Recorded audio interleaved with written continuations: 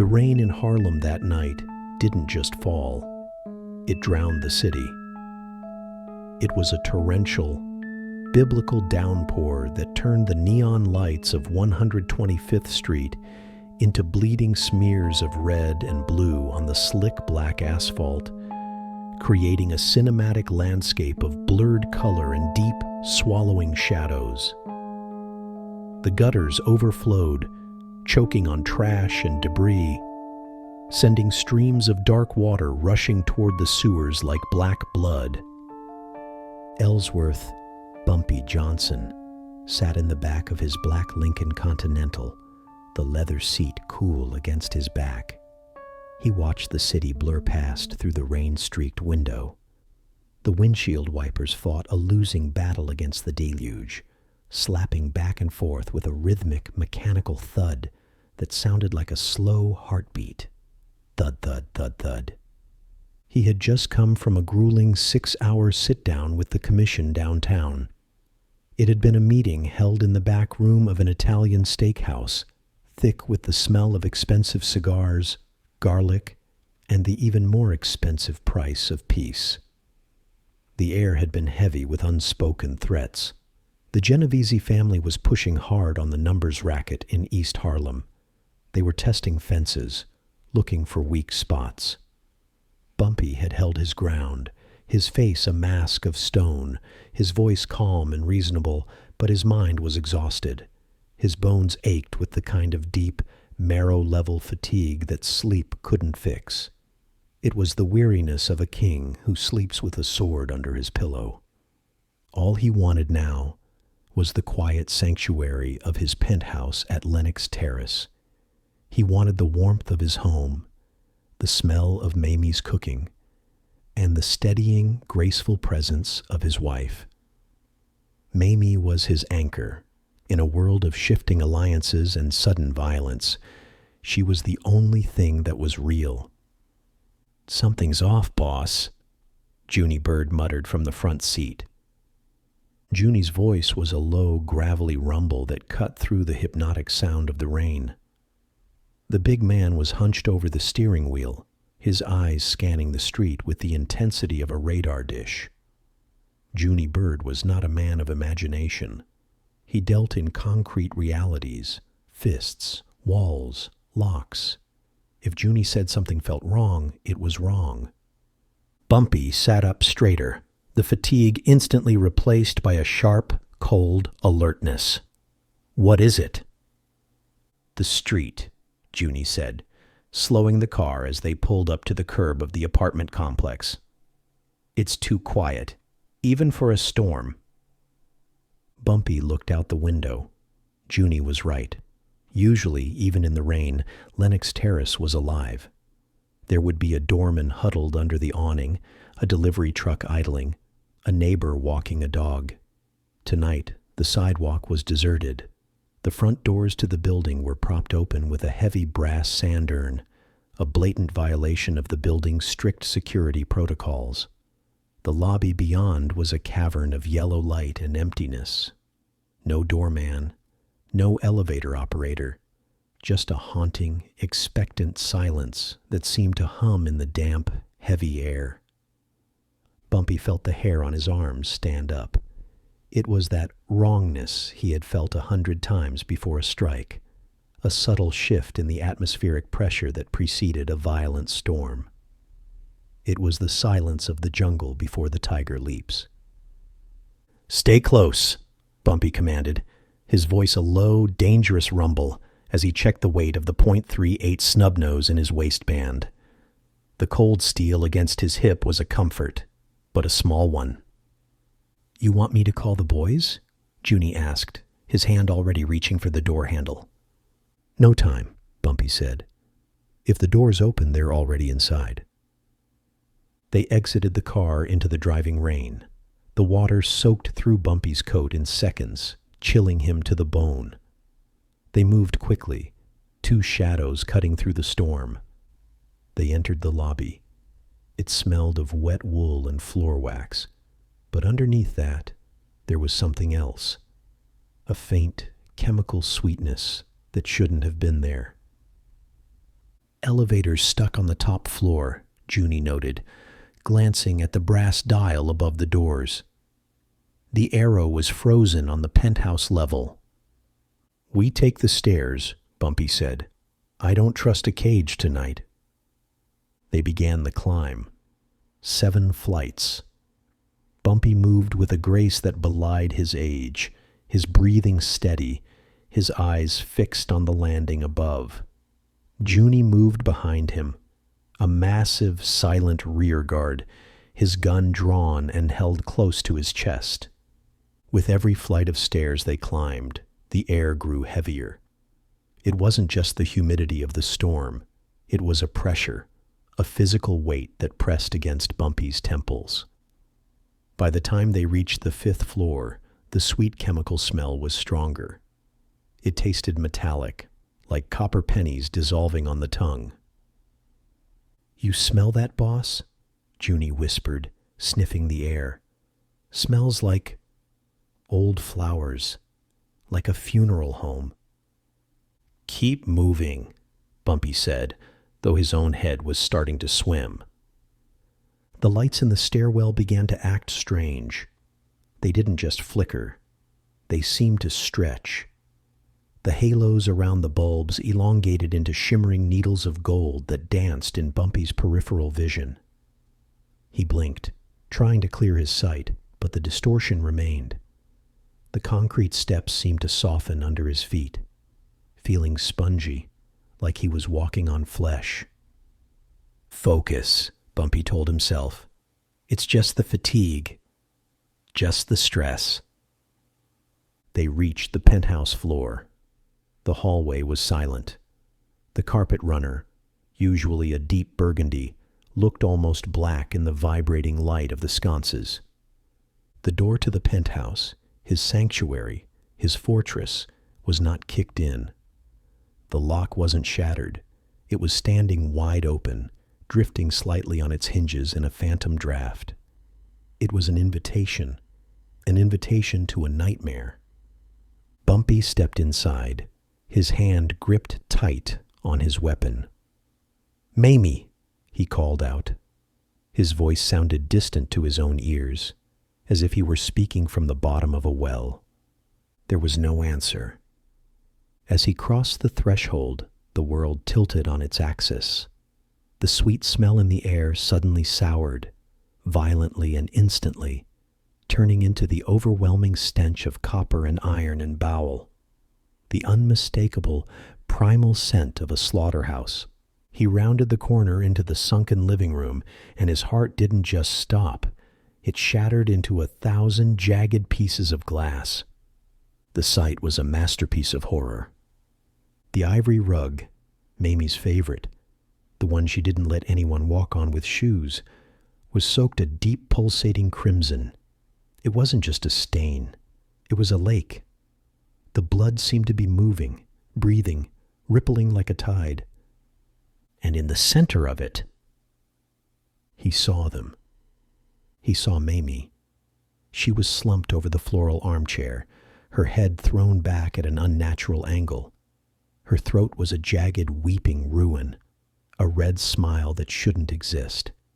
Her eyes, those beautiful, kind eyes that had looked at him with love for 20 years, were wide open and glassy, staring at the ceiling in eternal terror. He saw the others, a cousin who had been visiting, the housekeeper. They were laid out like discarded, broken dolls across the floor, their limbs twisted in directions that defied anatomy. It wasn't a hit. A hit is business. A hit is 2 shots to the back of the head. This was a butchery. This was a desecration. The scream stayed trapped in Bumpy's throat, a cold stone of grief that choked him. He felt the world dissolving around the edges. The walls of the penthouse seemed to weep thick, dark blood. The expensive oil paintings melted off their frames in slow, agonizing drips of oil and canvas, pooling on the floor. "No," Bumpy gasped. The word was a broken thing. "No, no, no." He fell to his knees. He didn't care about the trap. He didn't care about the shooter. He crawled forward, his hands dipping into the deep red pool on the floor. It felt warm. It felt impossibly, sickeningly warm. It felt sticky. He reached Mamie. He gripped her hand, desperate for a pulse, desperate for a spark of life. "Mamie, baby, I'm here," he sobbed. "I'm here." But when he touched her, her skin didn't feel like skin. It felt like wet parchment. It felt like rotted silk. As he squeezed her hand, the flesh seemed to peel away in his grasp, sliding off the bone like a glove. Bumpy recoiled, scrambling backward on his hands and knees, slipping in the gore. He looked at his hands. They were covered in her blood. But as he watched, paralyzed by a horror that transcended sanity, the blood began to move. The red liquid bubbled and shifted. It turned black. It sprouted legs. Thousands of black ants. They were crawling up his arms, swarming over his wrists, biting into his skin with needle-sharp mandibles. He could feel them burrowing into his pores. He slapped at them, screaming now, a raw animal sound of pure distress. "Get them off! Get them off me!" "Do you like the view, Bumpy?" The voice echoed through the room, distorted and metallic, vibrating the very air. It sounded like it was coming from everywhere and nowhere at once. Bumpy looked up. Standing in the shadows of the dining room was a figure. It was Tony DeLucci, but it wasn't the Tony he knew, the slick, pomaded gangster in a suit. This Tony was a giant. He towered over the room, his head scraping the ceiling. His skin was a sickly, necrotic gray that sloughed off in wet clumps as he moved. His eyes were not eyes. They were burning coals of sulphurous yellow light. He opened his mouth, and it was filled with rows of serrated, shark-like teeth. "I wanted you to see the end of your world," the demon Tony whispered. His voice was a physical force, rattling Bumpy's teeth. "I wanted you to taste the ashes before I took your life." In his hand, the monster held a silver canister. A small, malevolent hiss of yellow gas was escaping the nozzle, curling around his legs like a living serpent. Bumpy tried to stand. He tried to reach for his gun. He tried to be the king of Harlem. But he was nothing. He was a speck of dust in the face of this apocalypse. His legs were leaden anchors. The room was spinning faster now, a centrifuge of gray and red. You animal," Bumpy rasped, his throat closing up. The ants were at his neck now. "It's not real, Bumpy," the demon Tony whispered, leaning down. His breath smelled of open graves and sulfur. "But the pain is, the loss is. You'll live in this moment forever. In 5 minutes, the gas will wear off, and you'll find the house empty. No bodies, no blood, just a note. But you'll never forget the smell of your wife's life hitting the floor." Tony raised a massive, distorted boot and kicked Bumpy in the ribs. The blow felt like a mountain falling on him. Ribs cracked with the sound of gunshots. Bumpy collapsed into the red whirlpool, the darkness closing in like a physical weight, pressing the air from his lungs. The last thing he heard before the void took him was Tony's mocking, high-pitched laughter, he, and the heavy, final sound of the penthouse door clicking shut, sealing him in the tomb. Gasp. Bumpy Johnson inhaled. It was a violent, desperate intake of air, like a drowning man breaking the surface. He sat up, his hands scrabbling for purchase. He was on the floor.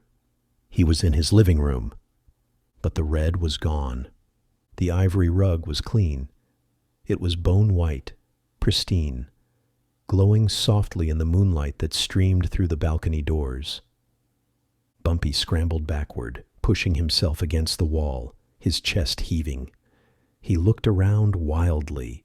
The walls were solid. The paintings hung straight. The sweet metallic smell had evaporated, replaced by the faint comforting scent of Mamie's lavender potpourri and the smell of rain coming through the open door. The room was empty. No bodies, no struggle, no blood, no ants. "Boss! Boss!" Junie Bird was standing over him, shaking his shoulder. The big man looked terrified. His face was pale, his eyes bloodshot and wide. He was holding a handkerchief over his nose and mouth. "Boss! Snap out of it! Breathe!" Bumpy looked at Junie. He looked solid. Real. "Mamie," Bumpy whispered. He looked at his hands. They were clean. There was no blood. There were no insect bites. But his skin felt raw, sensitive, as if the nerve endings had been scrubbed with steel wool. "She ain't here, boss," Junie said, his voice muffled by the handkerchief. "Nobody's here. Place is empty." Bumpy stood up. His movements were slow and agonizing, his muscles stiff from the phantom trauma. His ribs ached where he had been kicked, a phantom pain that felt all too real. He walked to the floral armchair, the one where he had seen Mamie. He touched the fabric. It was dry. It was perfectly pressed. "It was a lie," Bumpy whispered. "It was all a lie." "The gas," Junie coughed, pointing to the floor. "I smelled it as soon as we walked in, grabbed you and dragged you near the window. You were screaming, Bumpy. You were screaming her name. You were clawing at the rug like it was on fire." Bumpy looked at the coffee table. Sitting there, innocent as a vase of flowers, was a single silver canister. It was small, industrial-looking. Next to it was a piece of expensive cream-colored stationery. Bumpy picked up the note. His hand trembled, just once, before he locked his muscles into place. The handwriting was arrogant, looping script. Tony DeLucci's hand. The first dose was a gift. It showed you your nightmare. The second dose will be for Mamie. She's at the docks, Bumpy. Warehouse 14. Come alone, and come ready to see the real thing. Bumpy stared at the paper. He didn't vomit. He didn't shake. He didn't cry. Something inside Ellsworth Johnson broke in that moment. Or perhaps something was forged. The ice-cold persona didn't just return. It froze over his entire soul, turning his heart into a block of 0-degree iron.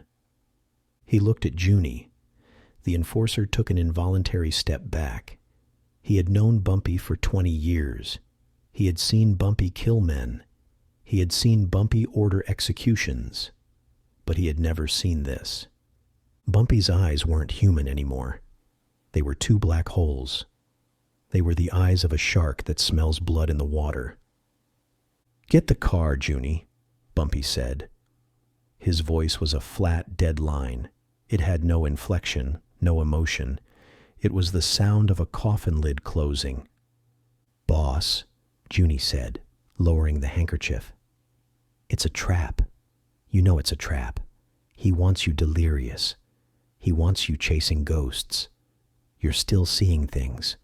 Your pupils are blown out wide as saucers." "I'm not chasing ghosts," Bumpy said.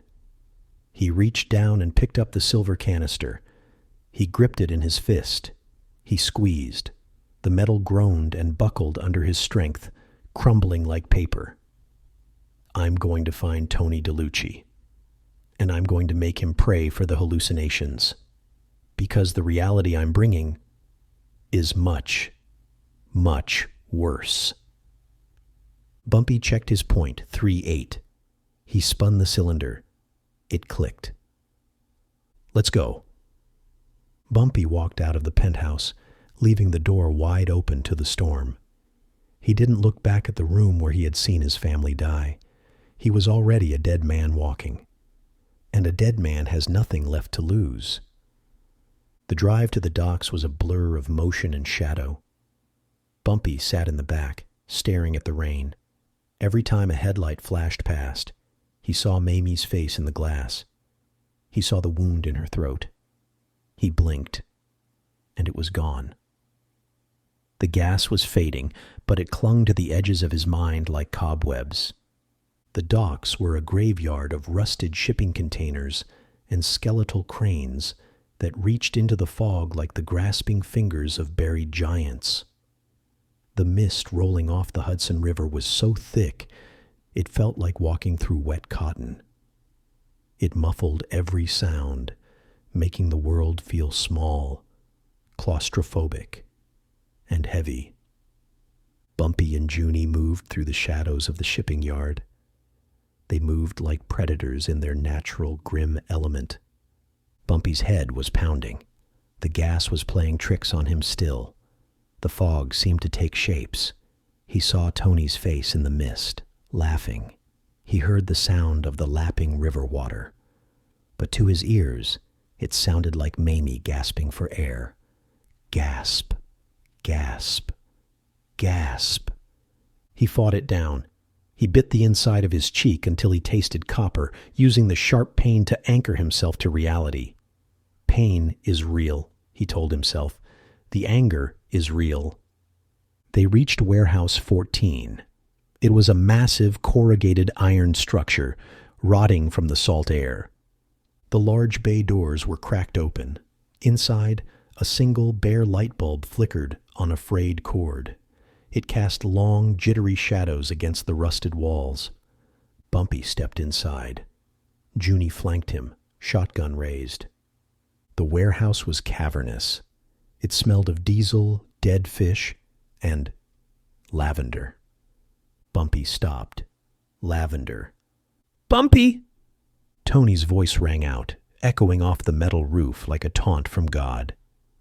"You're late. I thought you might still be at home, scrubbing the blood off your hands." Bumpy looked up. Tony DeLucci stood on a raised steel catwalk, 20 feet above the ground.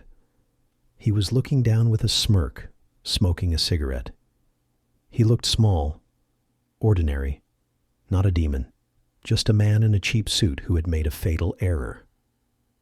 "Look down, Bumpy!" Tony called out.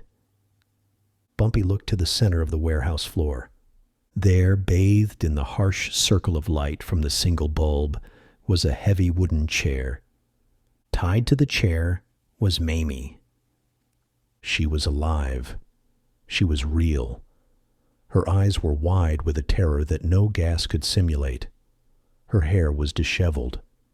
A gag was tied tightly around her mouth, cutting into her cheeks. She was struggling against the ropes, making muffled, frantic sounds. Mmph, mmph. Next to her stood a man in a clinical white lab coat. He looked like a doctor, but his eyes were dead. He was holding a much larger version of the silver canister.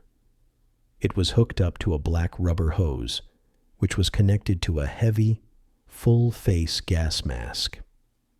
"I realized something tonight, Bumpy," Tony said, his voice dripping with sadistic malice as he leaned over the railing. "The gas is better than a bullet. See, a bullet is over in a second. It's mercy. But the gas lets me kill your family 1,000 times a night. I can make her see demons. I can make her feel fire. And you have to watch." Tony nodded to the man in the lab coat. The chemist reached for the heavy brass valve on the canister. He held the mask inches from Mamie's face. She recoiled, pressing her head back against the chair, tears streaming down her face. "Tony!" Bumpy's voice was a whip crack. It cut through the hollow, echoing space like a gunshot.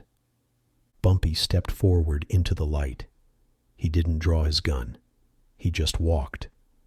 "Stop right there, Bumpy," Tony warned.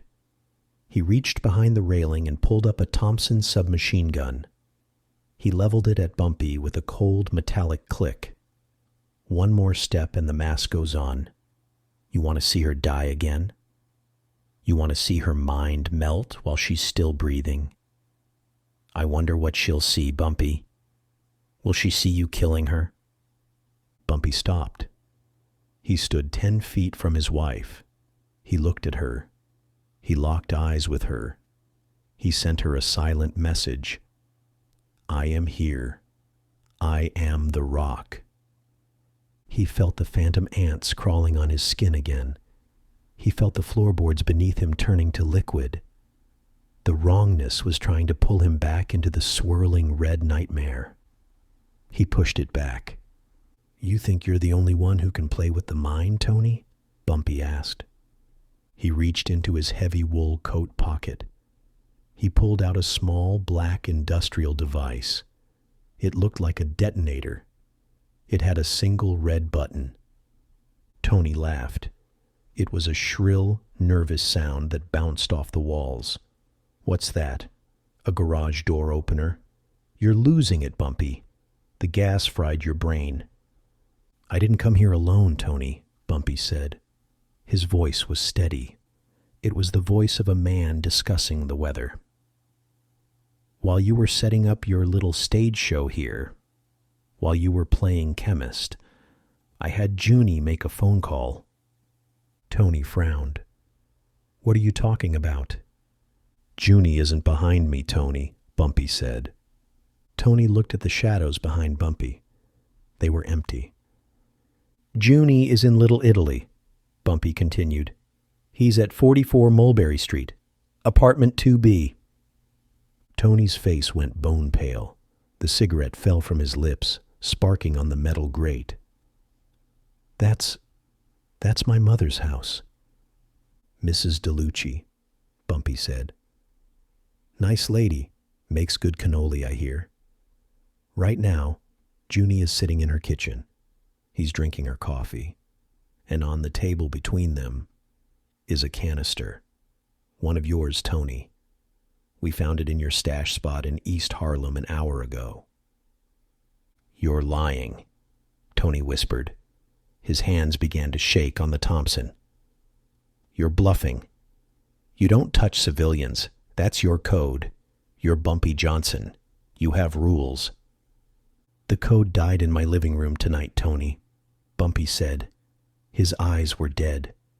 When I saw my wife's blood on my hands, when I felt her skin peel off, the code went out the window.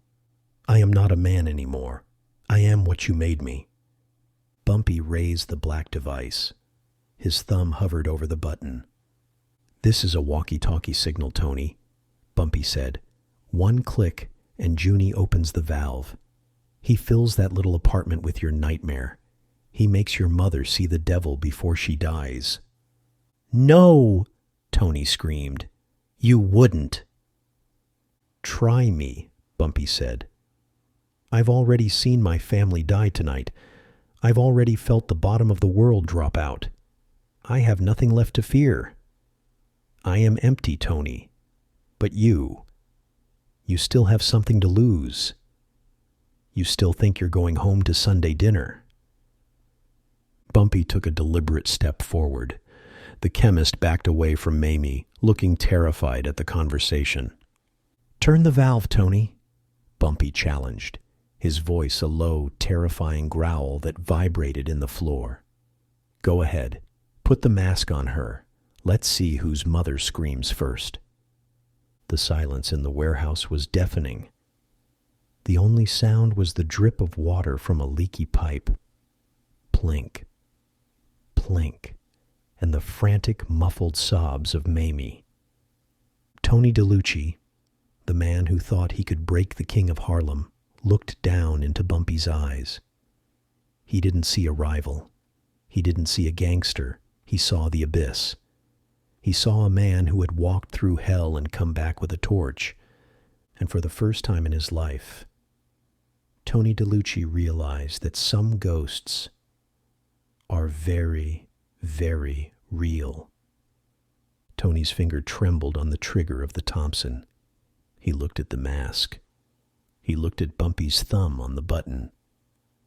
The light bulb flickered above them, buzzing like an angry hornet, threatening to plunge them all into the dark.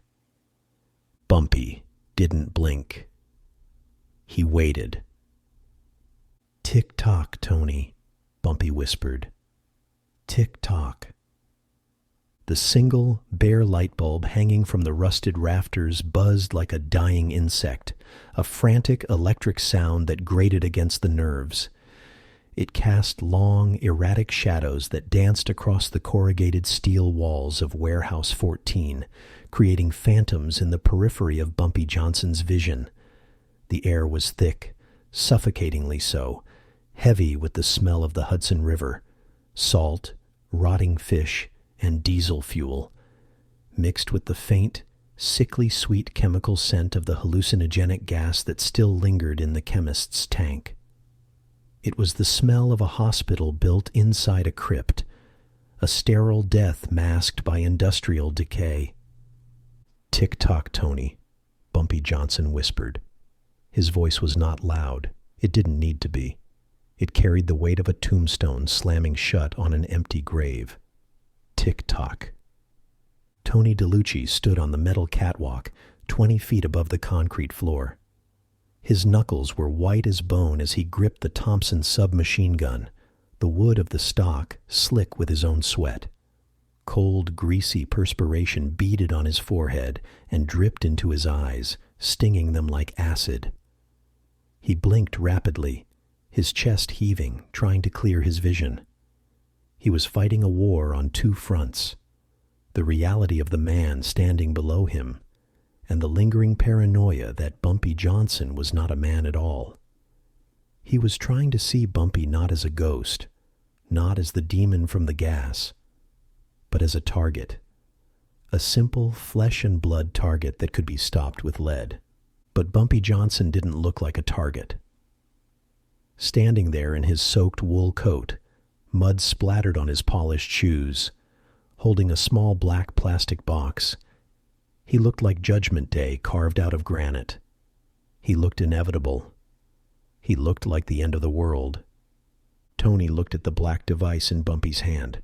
It was small, industrial, with a single red button. It looked innocuous, but in Bumpy's hand, it looked like the trigger to a nuclear bomb. "You're lying," Tony said, his voice cracking. It was a high, thin sound, a plea more than an accusation, stripping away his tough guy veneer. "You wouldn't hurt an old woman. You're Bumpy Johnson. Everyone knows you. You have a code. You're the Robin Hood of Harlem. You build community centers. You hand out turkeys. You don't kill mothers. You don't touch civilians." "I didn't kill her," Bumpy said calmly, his voice echoing in the vast, empty space, bouncing off the steel walls. "I'm just the one holding the door open. You're the one killing her, Tony. Every second you keep that mask near my wife's face is another breath of gas for your mother. Does Mrs. DeLucci have a strong heart? Or will the fear kill her before the hallucinations do? Will she see her son killing her? Will she see the saints turning into devils?" Bumpy took a step forward, the mud squelched under his shoe. The sound was wet and heavy, like a heart being stepped on. "Think about it, Tony," Bumpy continued, his voice dropping to a conversational, almost gentle tone that was far more terrifying than a shout. "She's probably sitting in her kitchen right now. I know the place. Mulberry Street, apartment 2B. She likes that spot by the window where the morning light hits the linoleum. Maybe she's finishing her rosary, praying for her successful son. Maybe she's making that Sunday gravy you brag about to the boys downtown. And Junie is sitting right across from her. He's big, Tony. He takes up a lot of space in a small kitchen. He's drinking her coffee. He's watching her. He's waiting for my signal. Do you want her last memory to be the devil coming out of the wallpaper?" Tony looked down at the chemist. The man in the white coat was trembling violently, the rubber hose shaking in his hand like a living thing. He held the gas mask inches from Mamie's face. Mamie's eyes were locked on Bumpy, wide and filled with tears, but she had stopped struggling against the ropes. She wasn't looking at the mask. She wasn't looking at the gun. She was looking at her husband. She trusted him. Even in hell, surrounded by monsters, she trusted him to be the wall that the world couldn't break. "Back off!" Tony screamed at the chemist. The sound tore from his throat, raw and desperate, a man shredding his own vocal cords. "Get away from her!" The chemist jumped, startled by the shout. He scrambled backward as if burned, dropping the mask. It swung on its rubber hose, dangling harmlessly in the air, swaying like a pendulum, counting down the remaining seconds of Tony's life. "Drop the tank!" Tony yelled, aiming the Thompson vaguely at his own hireling. "Turn it off! Seal it! Do it now!" The chemist frantically spun the heavy brass valve, his hands slipping on the metal. He cranked it tight, sealing the canister. The faint hissing sound stopped. The silence that rushed back into the warehouse was deafening, heavier than the noise had been. It was a silence that demanded an answer. Tony looked at Bumpy, his chest heaving, his breath coming in ragged gasps that misted in the cold air. "There. It's done. She's safe. The gas is off. Now put the remote down, Bumpy. Call him off. Call Junie off. Tell him to leave my mother alone. Tell him to walk away." Bumpy stood still. He didn't lower his hand. He didn't smile. He didn't blink. He just watched Tony with those dead, black eyes that seemed to absorb the dim light, reflecting nothing back but the void. "You swear she's okay?" Tony asked, desperation creeping into his voice, his eyes darting between Bumpy and the rotary phone mounted on the far wall. "You swear you didn't press it?" "She's fine," Bumpy said. "For now." "Then we have a deal," Tony said, trying to regain a shred of his composure. Though his legs were shaking so hard, the metal catwalk vibrated beneath him. He raised the barrel of the Thompson slightly, trying to look like a boss again, trying to salvage some scrap of dignity from the wreckage. "You walk away, I walk away. We call it a draw, a misunderstanding among friends. I keep the docks, you keep Harlem. No harm, no foul." Bumpy tilted his head slightly, like a bird of prey studying a mouse that thinks it has escaped the trap. "A draw?" "Yeah," Tony said, a nervous, sick grin flickering on his face like a dying candle. "I tried to scare you. You scared me back. We're even. Business is business, right? No blood spilled. The commission doesn't need to know about this."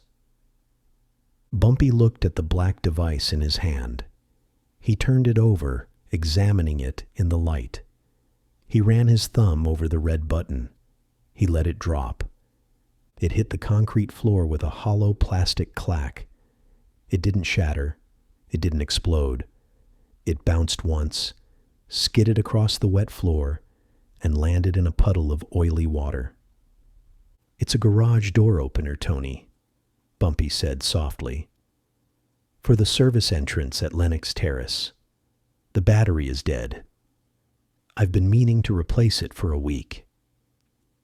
Tony stared at the plastic box floating in the mud. He stared at it for a long time.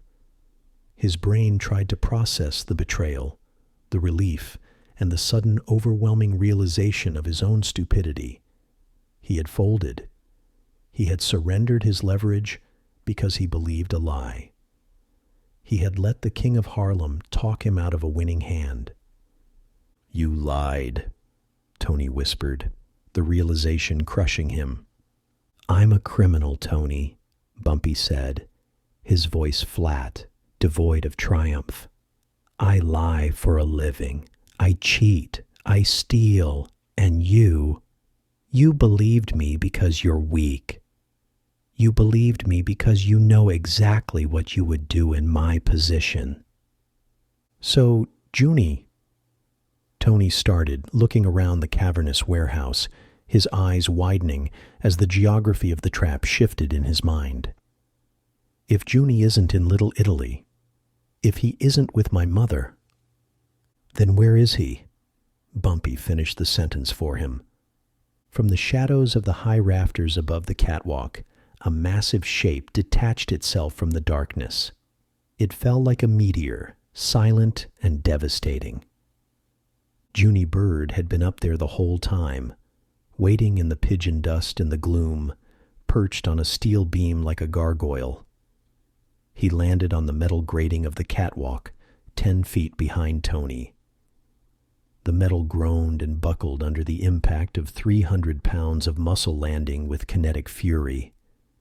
Tony spun around, raising the Thompson, screaming in panic. But he was too slow. He was moving through the molasses of his own fear. Junie was moving through the clarity of rage. Junie didn't use a gun. He didn't use a knife. He used his body. He slammed into Tony like a freight train, driving his shoulder into Tony's chest. The air left Tony's lungs in a wet explosion of spit and breath. The Thompson flew over the railing, spinning through the air before clattering to the concrete floor below with a useless metallic crash. Tony hit the grating hard, the breath knocked out of him, his ribs cracking under the force. Before he could scramble away, before he could even draw a breath to beg, Junie grabbed him by the lapels of his expensive silk suit. With a grunt of effort, Junie hoisted him into the air. He held him over the railing, dangling him 20 feet above the hard, unforgiving ground. Tony kicked his legs, grabbing at Junie's wrists, his eyes bulging. He looked down at the concrete, then up at the face of the man holding him, a face of stone. "You want me to drop him, boss?" Junie called down. His voice was calm, almost bored, as if he were asking if he should take out the trash or water the plants. Bumpy looked up. He looked at the man who had made him see his wife dead. He looked at the man who had tried to break his mind with chemical nightmares. He looked at the man who had violated the sanctuary of his home. "Not yet," Bumpy said. Bumpy walked over to Mamie. The chemist cowered against the wall, covering his head with his hands, weeping, terrified he was next. Bumpy ignored him. He wasn't worth the bullet. He wasn't worth the energy it would take to kill him. He was just a tool, a hammer that Tony had swung. Bumpy pulled a switchblade from his pocket. Click. The blade flashed in the dim light. He sliced the ropes binding Mamie's hands. He cut the gag. Mamie fell forward into his arms. She was shaking so hard she vibrated, a tuning fork struck by trauma. She smelled of fear and sweat and the faint chemical scent of the gas. Her skin was cold, clammy. "Ellsworth," she sobbed, burying her face in his wet wool coat. Her hands clutching the lapels so hard her knuckles turned white. "Ellsworth, I saw things. I saw the walls bleeding. I saw you. I saw you dead." "I know, baby," Bumpy whispered, holding her tight, stroking her hair with his bruised hand. "I know. It was the gas. It wasn't real. None of it was real. I'm here." "I thought you were dead," she cried, her voice muffled by his coat. "He told me you were dead. He showed me. He showed me your body. He said he cut you open." "I'm here," Bumpy said, his voice fierce, pressing her head against his chest so she could hear the steady rhythm of his heart. "I'm right here, and I'm not going anywhere. Look at me, Mamie. Look at me." She looked up, her eyes swimming with tears. He wiped them away with his thumb. "I'm real," he said. "The rest is smoke." He held her for a long minute, letting her anchor herself back to the world of the living. He stared over her shoulder at the chemist, his eyes narrowing. "Run," Bumpy said. The chemist didn't wait. He didn't ask questions. He didn't grab his equipment.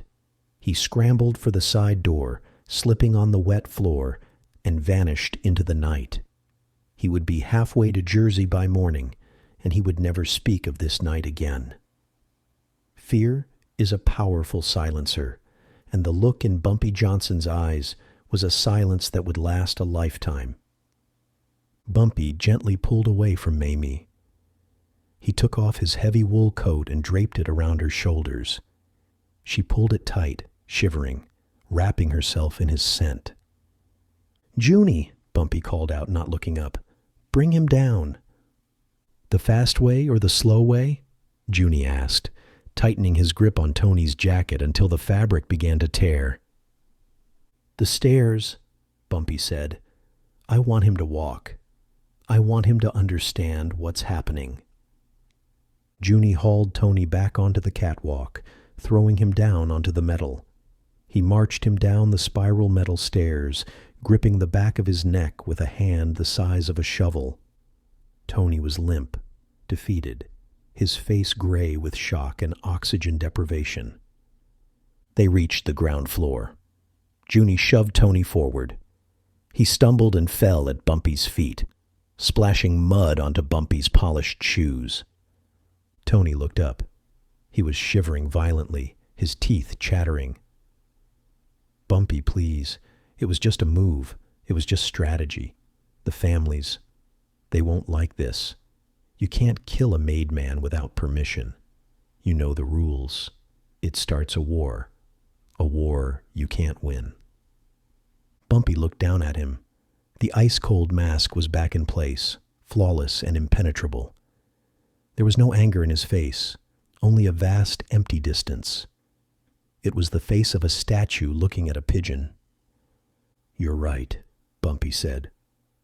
"I can't kill a made man. It would start a war. And I'm a businessman, Tony. I don't want a war.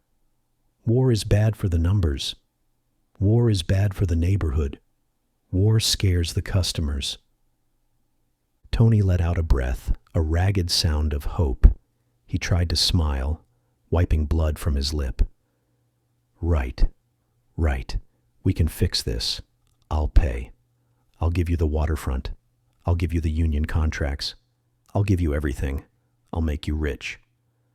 "But you see," Bumpy continued, crouching down so he was face to face with the shivering mobster, "you broke the rules first. You touched my family. You didn't just threaten them. You tortured them. You used gas. You played with minds. You brought a horror show into my living room. You made me see my wife dead." Bumpy reached over and picked up the silver canister the chemist had abandoned. He weighed it in his hand. It was heavy, cold, and filled with nightmares. "The commission has rules about families," Bumpy said softly, "and they definitely have rules about using experimental weapons. It's messy. It brings heat. It makes the politicians nervous. It makes the feds look closer. They don't like messy, Tony." "What are you doing?" Tony whispered, eyeing the canister. His pupils contracted in terror. "I'm not going to kill you, Tony," Bumpy said. "I'm going to leave you here." "Leave me?" "I already called your boss," Bumpy lied. Or maybe it wasn't a lie. With Bumpy, the line was always blurred, and tonight, reality was what he said it was. "I told him you went rogue. I told him you were planning to use this gas on a federal judge to blackmail him. I told him you were a liability. I told him where to find you." "He won't believe you," Tony stammered. "He might," Bumpy said. "Or maybe he won't. But when his crew gets here in 10 minutes and finds you here, with the gas, and me gone, what do you think they'll see? They'll see a rat with a new toy. They'll see a man who tried to play God and failed. Bumpy stood up. He handed the canister to Junie. "Give him a taste," Bumpy said. "No!" Tony screamed, scrambling backward crab-walk style, kicking his legs in the mud. "No, Bumpy, please, a bullet. Give me a bullet. Don't do this. Don't make me see it." Junie stepped forward. He didn't enjoy it. Junie wasn't a sadist. He was a soldier. But he had seen Bumpy on the floor of the penthouse, screaming in agony. He had seen Mamie tied to that chair. This wasn't cruelty. It was balance. It was Newton's third law applied to the underworld. Junie cracked the valve, just a little. Shh. A hiss of yellow gas escaped, curling into the air like a snake seeking warmth. Tony screamed. He tried to hold his breath, clamping his hands over his mouth, turning purple, but the panic forced him to inhale. He gasped, sucking the chemical fog into his lungs. Bumpy watched. He watched as the gas hit Tony's system. He watched as Tony's eyes went wide, the pupils dilating until the eyes were entirely black holes. He watched as the chemistry hijacked the biology. He watched as Tony started to scream at things that weren't there. "Get them off," Tony shrieked, clawing at his own face, drawing blood with his fingernails. The rats are on fire. They're eating me. Mama, help me." Tony curled into a ball in the mud, sobbing, thrashing, fighting invisible demons that were ripping him apart from the inside. "Close it," Bumpy said. Junie closed the valve. That's enough to keep him busy for an hour, maybe 2. Depends on how broken his brain is. "Leave the canister next to him," Bumpy said. "Let the Italians find him with his toy. Let them see what kind of man they promoted." Bumpy turned to Mamie. He offered her his arm, bowing slightly, as if they were leaving the opera and not a torture chamber. "Let's go home, Mrs. Johnson." Mamie looked at the writhing figure of Tony DeLucci on the floor. She looked at Bumpy. She saw the hardness in his face, the granite wall he had built to keep the horror out. She realized the cost of her safety. She took his arm. "Take me home, Ellsworth," she whispered. They walked out of the warehouse, leaving the screaming man behind in the circle of yellow light. They walked out into the rain, which had slowed to a drizzle. The air outside was cold and clean, washing away the smell of the gas. Junie held the car door open for them. Bumpy helped Mamie inside, then slid in beside her. "Lenox Terrace?" Junie asked from the front seat, starting the engine. "Yeah," Bumpy said. "Take us home." The drive back uptown was silent. The city was waking up. Delivery trucks were rumbling on the avenues, their headlights cutting through the morning mist. Garbage trucks were grinding their gears. The world was continuing, indifferent to the nightmare that had just played out on the docks.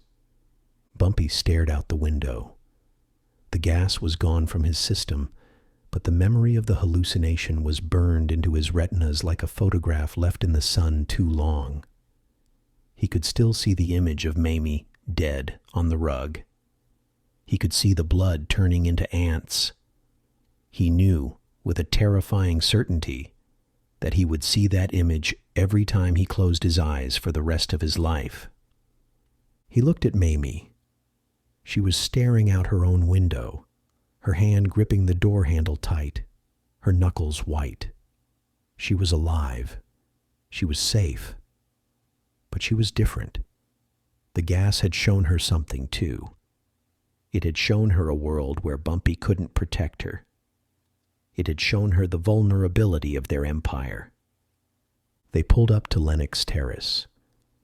The building was quiet. The wrongness was gone, replaced by the mundane silence of early morning. They took the elevator up. The hum of the motor was the only sound, a steady drone that filled the uncomfortable silence between them. When they entered the penthouse, Bumpy hesitated at the door. He half expected to smell the blood again. He half expected to see the ants crawling on the walls. But the apartment was clean. The ivory rug was pristine. The floral armchair sat empty. The air smelled only of rain and old polished wood. Junie stayed by the door. "I'll stay downstairs tonight, boss, in the lobby. Make sure nobody comes around. Make sure the Italians don't get lost." "Thanks, Junie," Bumpy said. "Get some sleep when you can." "You too, boss." Junie left, closing the door with a soft click. Bumpy and Mamie stood in the living room. The space between them felt vast, a canyon created by the trauma of the night. "I'm going to take a bath," Mamie said, her voice hollow. She pulled Bumpy's coat tighter around her. I need to wash the smell off. I can still smell the warehouse. It's in my hair." "I'll run the water for you," Bumpy said. He went into the bathroom. He turned on the gold taps. Steam began to fill the room, obscuring the mirrors. He poured in her lavender bath salts, watching the purple crystals dissolve in the hot water, swirling away like memories. Mamie came in. She had taken off the ruined dress, the one stained with the warehouse floor. She stood in her slip, looking small and fragile. "I saw you," she whispered. "In the warehouse. Before you cut me loose. When you were talking to Tony." Bumpy turned off the tap. The silence in the tiled room was amplified. "What did you see?" "I saw your eyes," she said. She looked at him, searching his face for the man she had married. "You looked dead. You looked like you didn't have a soul. You looked like you could burn the whole world down and not feel the heat. It scared me, Ellsworth. It scared me more than Tony did." Bumpy looked down at the swirling water. "I had to put it away, Mamie. To come get you. I had to become something else. I had to be the monster to scare the monster." "Can you get it back?" she asked. "Your soul? Can you get it back, Ellsworth?" Bumpy didn't answer immediately. He reached out and took her hand. He brought it to his lips and kissed her knuckles. His lips were cold. "I'm here," Bumpy said. "That's all that matters. I'm here, and you're here." Mamie got into the bath. She sank into the hot water, closing her eyes, letting the heat soak into her chilled bones. Bumpy sat on the edge of the tub, rolling up his shirt sleeves. He picked up the sponge. "Let me," he said. He began to wash her back. He scrubbed gently, washing away the warehouse dirt, the grease, the fear. He washed her arms. He washed her hands. But as he looked at the water, for a split second, it looked red. He saw the blood. He saw the ants. He blinked hard. It was clear again. Just water and lavender. He looked at his own reflection in the mirror above the sink, obscured by the steam. The face looking back was older. The lines around his mouth were deeper, etched by gravity and grief. The eyes were dark, guarded, darker than they had been yesterday. Tony DeLucci was gone. The threat was neutralized. The Italians would handle their own mess. A raving, hallucinating captain was a liability they would clean up quickly. The peace would hold, mostly because everyone would be too terrified of the man who walked into a gas chamber and walked out with a smile. The legend of Bumpy Johnson would grow. They would say he was unkillable. They would say he was a ghost. They would tell stories about the night Bumpy Johnson bluffed the devil with a garage door opener. But Bumpy knew the truth. Tony had lost the battle, but he had won a small, secret victory. He had shown Bumpy the end. He had planted a seed of absolute paralyzing fear in the heart of the king. He had shown Bumpy that he could be broken. Bumpy finished washing Mamie. He handed her a thick, warm towel. "I'm going to make some tea," he said. "Chamomile." He walked out into the living room. He stood by the floor-to-ceiling window, looking out over Harlem. The sun was fully up now, breaking through the gray clouds. The city looked clean, washed by the storm, glistening in the morning light. The streets were filling with people. Life was going on. Children were walking to school. Store owners were sweeping their stoops. But Bumpy didn't see the city. He saw the hallucination. He saw the fragility of it all. He saw the thin line between his penthouse and the gutter, between sanity and madness. He put his hand against the cold glass. It was shaking, just a little. A fine, high-frequency tremor that he couldn't control. He made a fist, clenching his hand until the knuckles turned white, forcing the hand to be still. He forced his breathing to slow. He forced the ice-cold mask back into place. "Ice cold," he whispered to himself. "Ice cold." But the coldness didn't feel like power anymore. It felt like numbness. It felt like the anesthesia required to survive the surgery of living. It felt like the only way to endure the memories of a night that never really happened, but was more real than anything else he had ever known. Bumpy Johnson stood watch over his kingdom, a king with a crown of ashes, knowing that while the monsters outside could be killed, the monsters inside, they lived forever. He was safe. Mamie was safe.